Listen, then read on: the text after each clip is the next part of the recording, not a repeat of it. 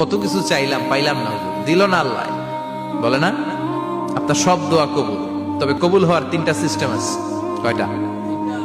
চান্দুল্লার ভাইয়েরা মনে থাকবে কয়টা? আপনি যত দোয়া করছেন সব কবুল, কারণ আল্লাহর কাছে কিছু চাইলে আল্লাহ ফিরাইয়া দিতে জানে না। আল্লাহ জানেই না কেমনে ফিরাইয়া দিতে হয়।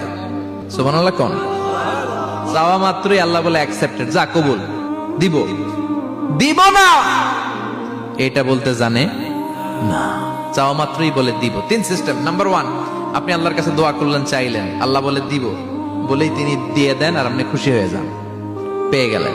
নাম্বার 2, আপনি আল্লাহর কাছে দোয়া করলেন, চাইলেন, তখনও আল্লাহ বলে দিব, তবে এখন না, সবুর, একটু পরে দিব। কখন দিলে আমার জন্য ভালো, আমার চেয়ে ভালো জানে কে, পরে দিবে। নাম্বার 3, চাইলেন, দোয়া করলেন, আল্লাহ তখনও বলে দেব, তবে এখনো না, পরেও না, কিয়ামতের দিন যেদিন বিপদে পড়বে ওই দিন দেব।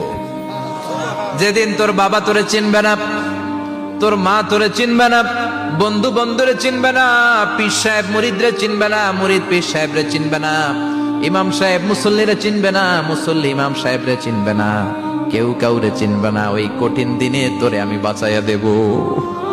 তাই দোয়া যা করছেন ছোটবেলা থেকে আজকে পর্যন্ত, লস হয়েছে না লাভ? লস না লাভ?